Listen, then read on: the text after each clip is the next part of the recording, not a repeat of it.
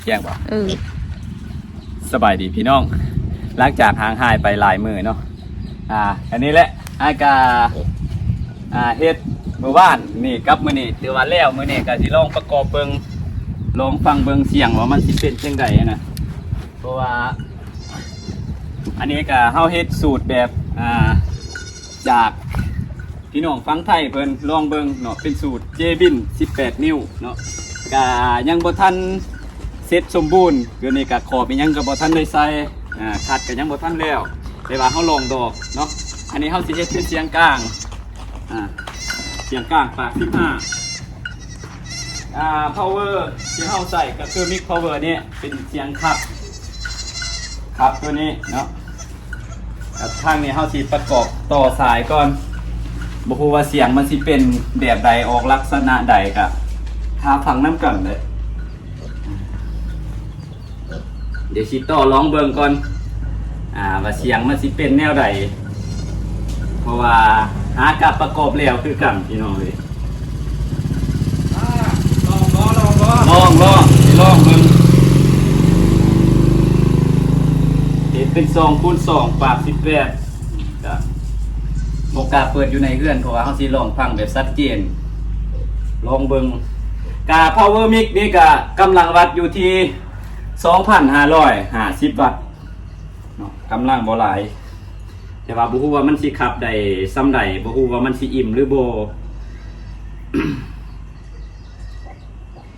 จังได๋เฮามาฟังนํกันมื้อนี้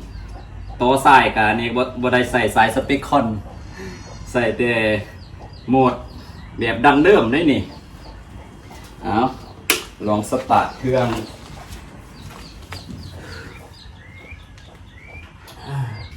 บ่ฮู้ว่าไฟเข้าหรือบ่ขีนนี้หมดเลยเสียบมืดแล้วบ่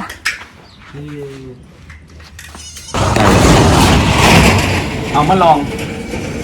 งฟังเสียงเดี๋ยวเปิดเสียงถึงก่อนสิลองฟังเสียงเบสก่อนเพราะว่า2ตัวนี่แม่นกำลังเฮ็ดใหม่เสียงบ่ฮู้ว่ามันสิดังทุ่มบ่เบสมันแน่นบ่หั่นน่ะเดี๋ยวลองฟังเบิ่งก่อนว่าสังกะสีมันสิสะเทือนบ่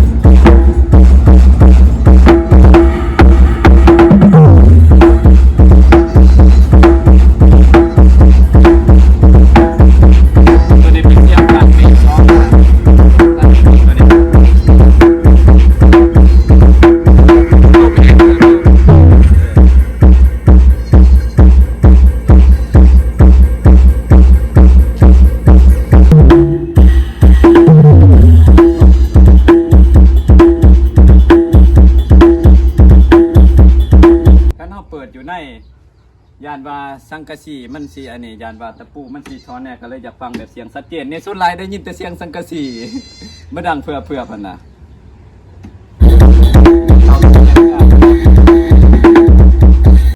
ดนตรีก่อนเดี๋ยวฟังลองเบิ่งว่าสิเปิดเพลงลูกทุ่งระหว่างเพลงอินดี้กับเพลงลูกทุ่งบ้านนาว่ามันสิเป็นแนวใดอันนี้บ่เงินแล้วก็เลยบ่ได้ถ่ายตอนที่บ่เงินเฮ็ดเนาะเพราะว่าสูตรก็เป็นสูตรจากพี่น้องฝั่งไทยและก็หลายคนน่าจะได้เห็นสูตรนี้ไปใส่อันนั้นน่าจะเคยได้เห็นสูตรนี้เนาะจะอยู่มอโพดบ่จักน่าจะได้เคยเห็นสูตรเจบิน18นิ้วก็เลยแบบว่าพี่น้องหลายท่านเคยได้เห็นมาแล้วก็มื้อนี้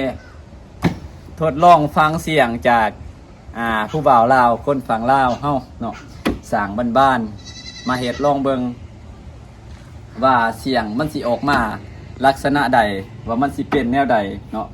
การนี้บ่ทันได้เก็บรายละเอียดพี่น้องเฮ็ดพอได้ฟังอยู่เฮือนพอได้เปิดอยู่เฮือน กำลังใส่power mix อยู่แต่ว่าเฮาสิใส่จริงๆจังๆว่าออกงานคือเขาได้บ่มันก็ต้องหา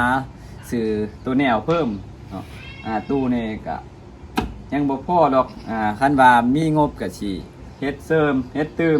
เนาะไม้ที่เฮ็ดนี่ก็คือไม้อัดหรือว่าไม้ปาร์ติเคิลที่หลายๆคนเคยเฮ็ด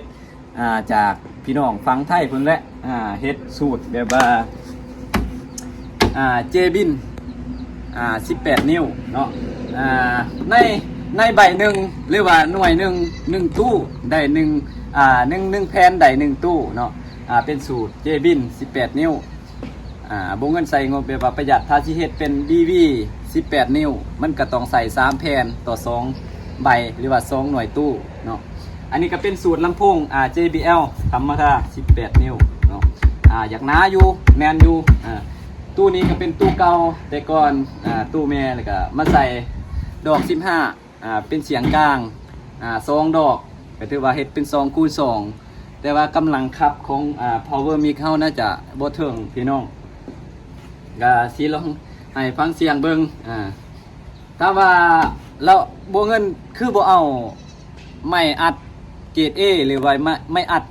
กาภูเขาบ่เงินก็อยากได้อยู่แต่ว่าราคามันสูงราคามันแพงอยู่แล้วเนาะอันนี้คือเฮ็ดในแบบพี่น้องฟังไทยเลยที่เพิ่นสอนมาเบิ่งคลิปเขาเจ้าหลายรอบพอสมควรก่อนจังสิเฮ็ดแบบนี้ออกมาเพราะว่าสูตรนี้ก็เป็นสูตรที่ประหยัดงบเฮาแน่เนาะประหยัดงบประหยัดไม้จะบ่ได้ทายบ่มึงจ้ะประหยัดงบประหยัดไม้เนาะ1ตู้ต่อ1แผ่นถ้าเฮ็ด4ตู้ก็4แผ่นสูตรนี้ถือว่าถ้าว่าดังดีบ่ก็สำหรับเฮาอยู่บ้านนอกบ้านนานี่ก็พอฟังได้เนาะเสียงก็เบสก็หนักอยู่เนาะขึ้นกับเครื่องปรุงเฮาแน่สิพาฟังดนตรีลูกทุ่งบ้านนาลองเบิ่งเนาะจากเสียงเบสนี่ก่อน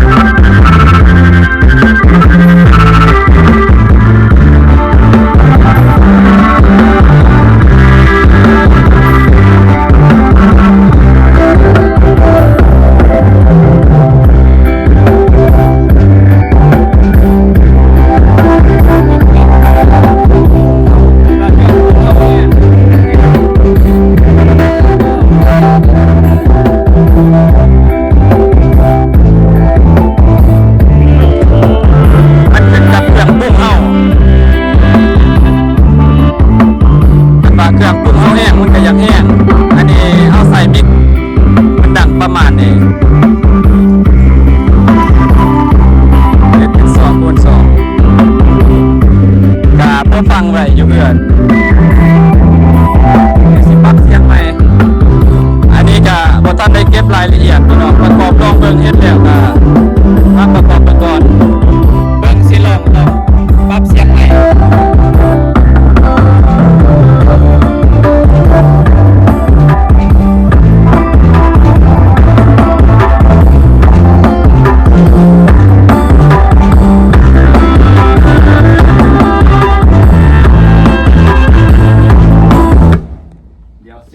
เช็คเสียงใหม่ก่อนบ่ทันได้เช็คผ่านเสียงเบส1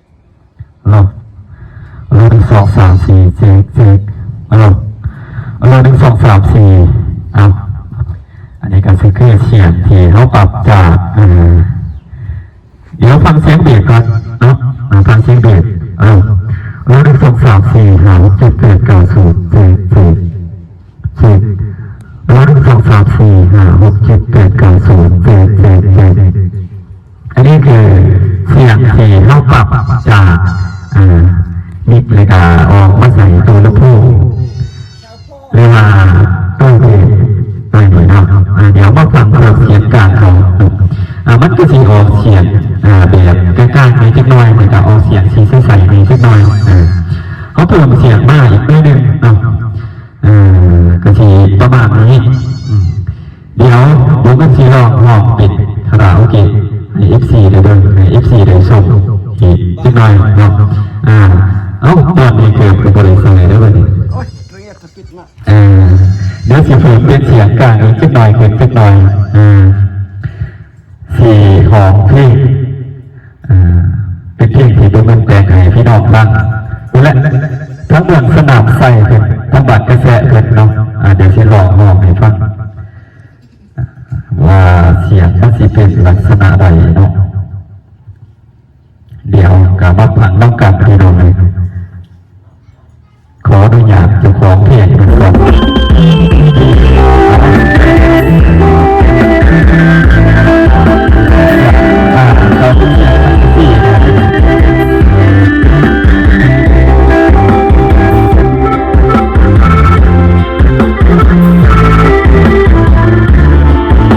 ที่เป็นกติกา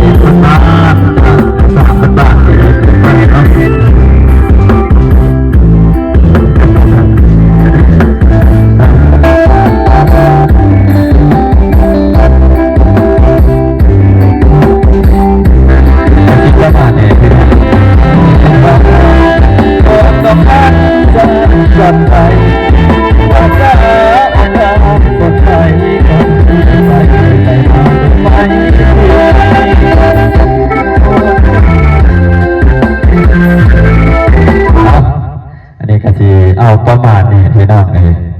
เดี๋ยวจะไปทั้งเจ้าของเสียงเพลงเป็นสิว่าเป็นคิดว่านี่พี่น้องเอ็กซ์กันที่วัดบ้านเป็นจะไปวัดบ้านเรียนบ้านเอามาทำทดสอบคนก่อนพี่น้องประมาณนี้เอ้าปิดเสียงยังอีกวะปิดเสียงปิดเสียงแล้วผูกก็สิประมาณนี้พี่น้องเนาะว่าเสียงมันสีใส่ดอเป็นแนวใดก็ติดตามอีกคือหนึ่งคำว่าเขามีเครื่องตุ้งหรือว่าแอมที่มาขับลำโพงเนี่ยมันจะออกไก่เต็มที่นะตอนนี้ก็เขาใส่กำลังพอมีเขามันโบเทิงเสียงมันก็เลยโบอินโบแห้งมันสั้นๆเอาเรื่องสั้นสะเทือนเนี่ยเปิดเสียงเบสตุ๊บโอเคทุ่มบอล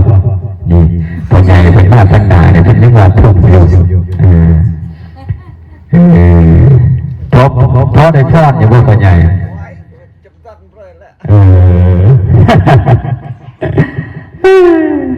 ก็สิประมาณนี้พี่น้องเดี๋ยวสิหาเพลงพวกนั้นสิลองโปรโมทเพลงเลยกับท่านในห้องจักเทื่อครับ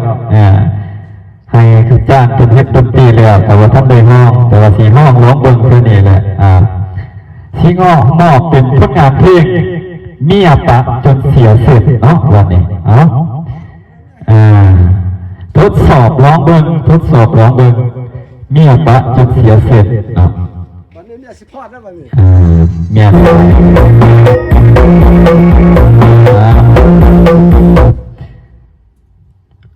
มาฟังเบิ่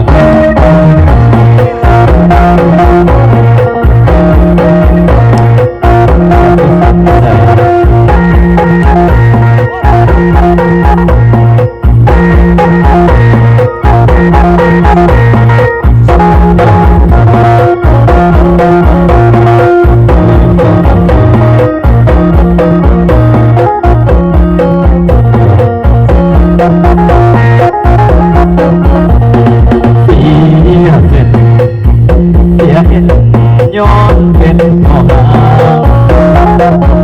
ก็เองเอาคนข้าง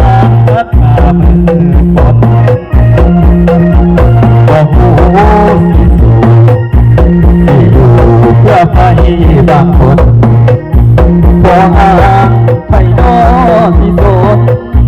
เสียคนย้อนคิดนำ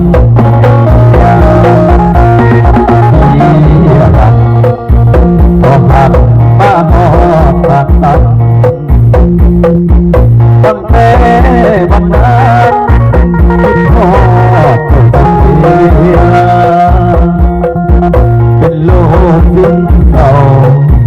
มันเหงากันจนเป็นบ้า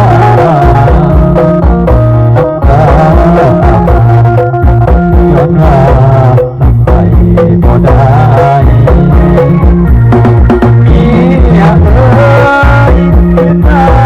ผัวเห็นหอดไม่คือแต่ก่อนไม่มาอายเศร้าที่บอนพูดกันผ่านมาที่เป็นว่าไปอภัยผู้อันเดิ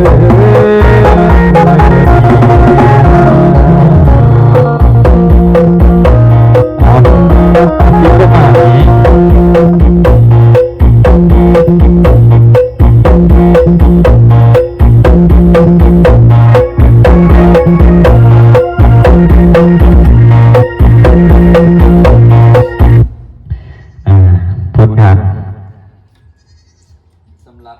หน้าที่เราห้องเพลงเราล่ะเครื่องเสียงมันกะเสียงมันเบสมันแน่นมันทุ่มอยู่ถือว่ามันแน่นมันทุ่มมันขึ้นกับว่าเครื่องปรุงเฮาหรือว่าแอมครับสีเกดอกลำโพงเนี่ยเพราะว่าดอกเนี่ยเป็นดอก1,200 วัตต์เบิดซองก็และการนี้กระดอก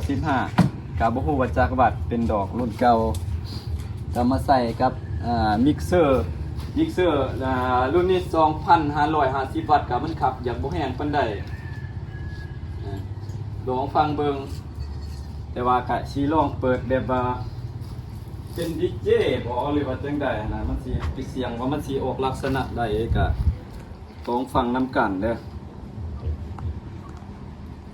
เดี๋ยวสิเปิดเพื่อนให้เมียคนพอดเลยลองเบิ่งว่ามันสิ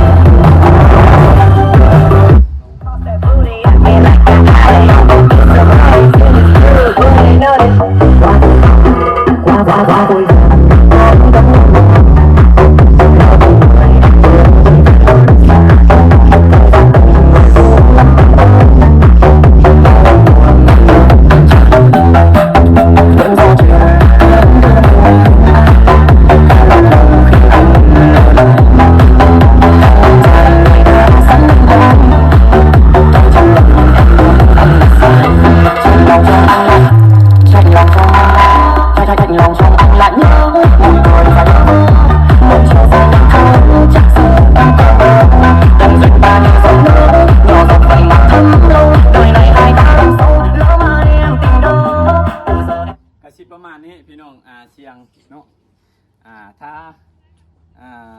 ติดตามเบิ่งน้ำกันตอนต่อไปว่าเฮาสิได้เครื่องปรุงบ่หรือว่าสิได้แอมมาครับเพิ่มอีกบ่ก็ถ้าติดตามเบิ่งน้ำกันพี่น้องเนาะอันนี้คือเสียงบ้านๆเครื่องเสียงบ้านๆจากสร้างบ้านๆที่เฮ็ดตามพี่น้องฟังไทยเพิ่นในแบบสูตรเจบิน18นิ้วพี่น้องก็สิประมาณนี้เนาะดอกเบสเนาะตะกอกตะแกรงยังบ่ทันได้ใส่กันมดกันแมลงก็ยังบ่ทันได้เรียบร้อยพี่น้องกำลังประกอบแล้วก็เลยว่ามาลองเทสเบิ่งเนาะก็เสียงมันนุ่มดีอยู่สำหรับเฮาอยู่บ้านนอกแต่ว่าเฮาสิไปใส่กับงานใหญ่มันก็บ่ได้แต่ว่ากลางแจ้งบ้านๆซุ่มนุ่ม กีฬาแต่ เป็น ละ อย่างเดียวกับพอฟังได้สำหรับเฮานะแต่ว่าคนเขาเจ้าที่ลินเครื่องเสียงใหญ่ก็บ่ฮู้คือกันพี่น้องเนาะเอาขอขอบใจพี่น้องที่เข้ามาเบิ่งมาชมพี่น้องเอ้ยช่วงนี้ก็สิประมาณนี้เนาะไกลสงกรานต์เลยพอสิพอได้เปิดในช่วงสงกรานต์ลองเบิ่งเนาะขอบใจพี่น้องที่เข้ามาเบิ่งมาชมพี่น้องเอ้ยบ๊ายบาย